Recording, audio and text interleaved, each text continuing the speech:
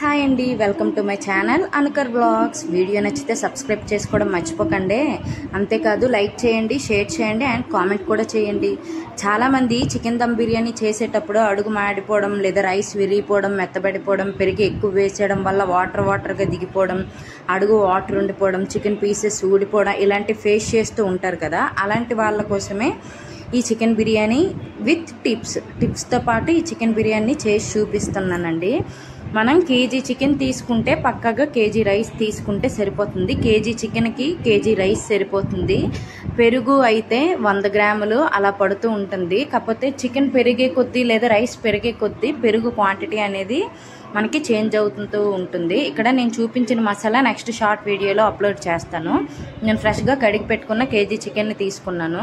పసుపు, ఉప్పు, ధనియాల పొడి, జీలకర్ర పొడి, కారం వేసుకున్నాను. అందులో ఇంట్లో చేసే కారం వేసుకున్నాను మరియు ఆశీర్వాద్ చిల్లీ పౌడర్ కారం కలర్ కోసం మాత్రమే వేసుకున్నాను.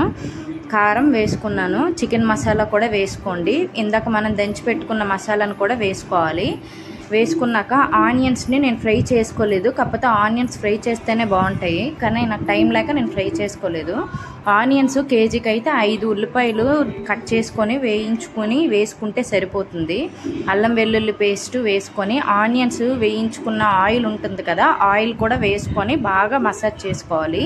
పెరుగు వేయకముందు మసాజ్ చేసుకోవడం వల్ల ఆ పీసెస్కి మనకి మసాలా బాగా పడతాయి అన్నమాట. అందుకే మసాలా వేసుకొని బాగా చికెన్ లెగ్లకి పీసులకి బాగా పట్టించేటట్టు బాగా మ్యారినేట్ చేసుకోవాలి.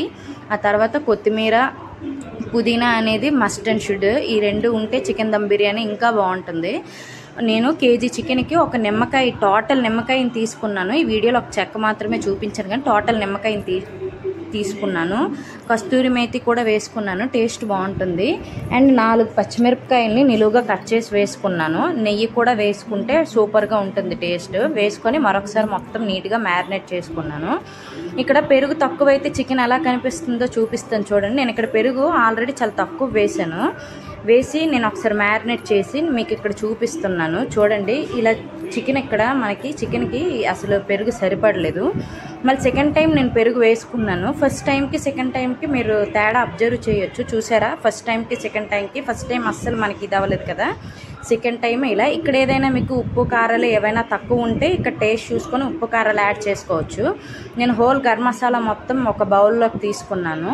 మనం వాటర్ తీసుకునేటప్పుడు లెక్క ఏంటి అంటే, ఒక గ్లాస్ రైస్కి మనకి 4 గ్లాసులు వాటర్ అన్నమాట వేసుకోవాలి. మనం దమ్ చేసేటప్పుడు వాటర్ ఒక గ్లాస్ రైస్కి 4 గ్లాసులు వాటర్ వేసుకోవాలి. అందులో హోల్ గరం మసాలా మొత్తం వేసుకోవాలి. గరం మసాలా అంటే బిర్యానీ ఆకు, చెక్క, లవంగాలు, మిరియాలు ఇవి వేసుకొని పుదీనా, కొత్తిమీర, కొంచెం పచ్చిమిర్చి నిలువుగా కట్ చేసుకొని వేసుకోవాలి. అల్లం వెల్లుల్లి పేస్ట్ ఇవి వేసుకోవాలి. ఉప్పు కూడా వేసుకోవాలి. ఎప్పుడు వేసుకోవాలంటే వాటర్ బాగా మరుగుతున్నప్పుడు ఉప్పు మనం వేసుకోవాలి. ఆ ఉప్పు ఎంత వేసుకోవాలి క్వాంటిటీ అంటే, మనం ఆ వాటర్ టేస్ట్ చూస్తే ఉప్పు సరిపడేటట్టు మనం వేసుకోవాలి. నేను రైస్ని నానబెట్టుకున్నాను. ఇక్కడ రైస్ కరెక్ట్గా ఒక 30 మినిట్స్ 40 మినిట్స్ నానిపోతే సరిపోద్ది. ఇంకా ఎక్కువ మరీ గంటన్నర అలా నానబెట్టేయకండి. అది తిప్పుతూ ఉండేటప్పుడు రైస్ అన్నమాట విరిగిపోతూ ఉంటుంది.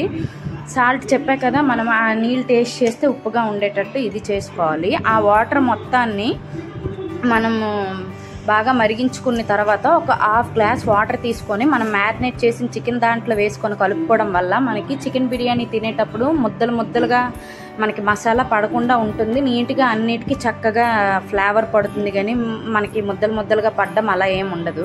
మీకు కావాలంటే ఇక్కడ మనకి తింటునేటప్పుడు ఈ మసాలాలు నోటికి తగులుతాయి అని అనుకునేటప్పుడు మనము ఈ రైస్లో వేసేటప్పుడు ఆ పైన మసాలాలు పక్కకు తీసుకోవచ్చు. అది మీ ఇష్టం, తీసుకోవాలంటే తీసుకోవచ్చు, లేదంటే లేదు. ఈ రైస్ అనమాట 70, 80, 90% అలా ఉడికేటట్టు తీసుకోవాలి. ఫస్ట్ మనం వేసేటప్పుడు ఎలా ఉండాలంటే, రైస్ నొక్కితే అది 2 ముక్కలుగా అయిపోవాలి. ఆ స్టేజ్లో ఉండేటప్పుడు మనం రైస్ తీసుకోవాలి. సెకండ్ స్టేజ్ ఉండేటప్పుడు ఏంటంటే, రైస్ ముందు మీద కంటే కొంచెం ఉడికినట్టే ఇలాగ మనం ఇది చేస్తే నలిపితే కొంచెం మెత్తగా ఉండాలి. అలా ఉండేటట్టు మనం చూసుకోవాలి. అలాగా కొల బట్టి మనము లేయర్ల కింద దమ్ బిర్యానీలో వేసుకోవాలి. వేసుకున్న తర్వాత మనం ఫ్రై చేసుకున్న ఆనియన్స్, ఉల్లిపాయలు నేను ఇక్కడ ఫ్రై చేసుకోలేదు, వేసుకోవాలి. వేసుకొని కొంచెం లాస్ట్లోనే మొత్తం మనం వేసుకొని బాగా సర్దుకున్న తర్వాత సాజీరా ఉంటుంది కదా, సాజీరా పైన వేసుకొని కొత్తిమీర అండ్ పుదీనా వేసుకోవాలి. ఇక్కడ ఒక టిప్ చెప్తాను, మనం కలర్ కోసము కలర్స్ బయట రెడీమేడ్ వేస్తాం కదా, అవసరం లేదు. నెయ్యిలో కొంచెం పసుపు వేసుకుంటే మంచి కలర్ వస్తుంది. అది ఎల్లో కలర్ వస్తుంది, మిగతా ఏది రాదు. అలా వేసుకోవాలి. నెయ్యి లేకపోతే బిర్యానీ చేయకండి, నెయ్యి మస్ట్ అండ్ షుడ్గా ఉండాలి. వేసుకొని దమ్ పెట్టుకోండి.